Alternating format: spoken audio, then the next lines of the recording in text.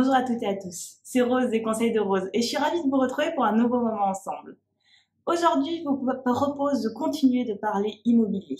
L'immobilier a toujours été une valeur refuge en cas de crise ou autre.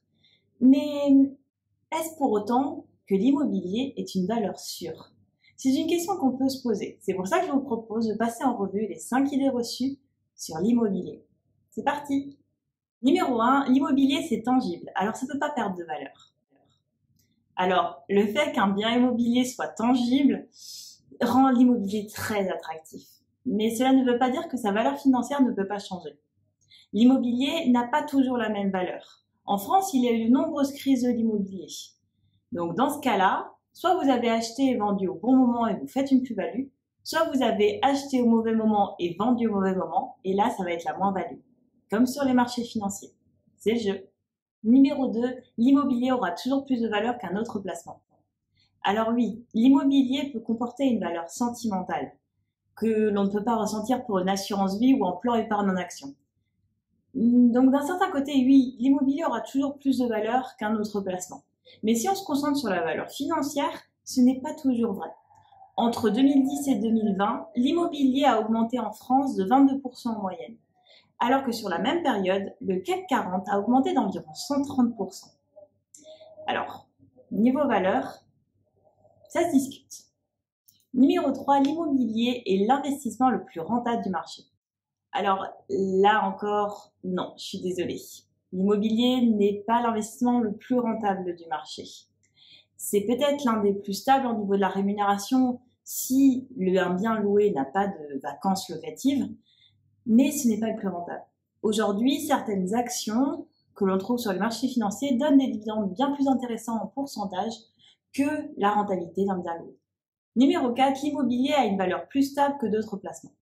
Alors, dans ce cas-là, oui. En effet, l'immobilier, en termes d'évolution de valeur, a une courbe qui est assez stable.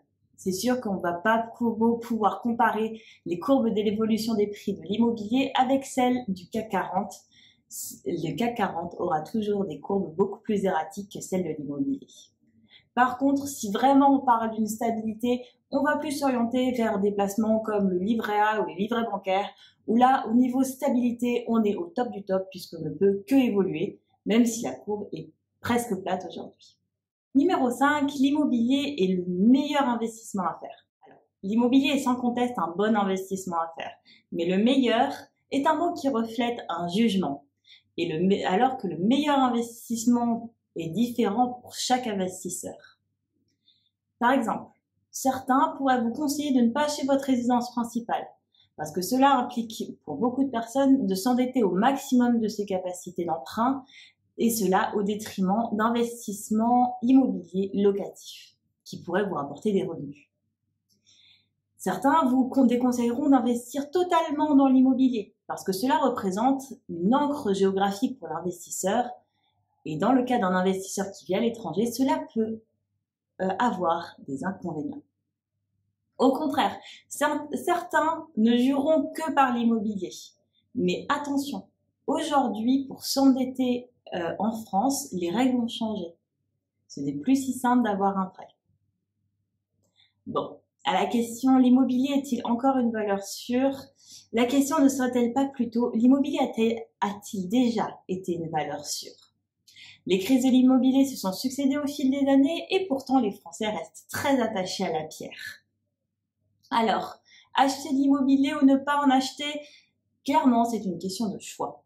Et c'est à vous de choisir en fonction de vos envies, de vos objectifs et aussi un peu de l'avis de votre banquier. Bon. En tout cas, je vous souhaite un bon week-end et une bonne semaine à tous.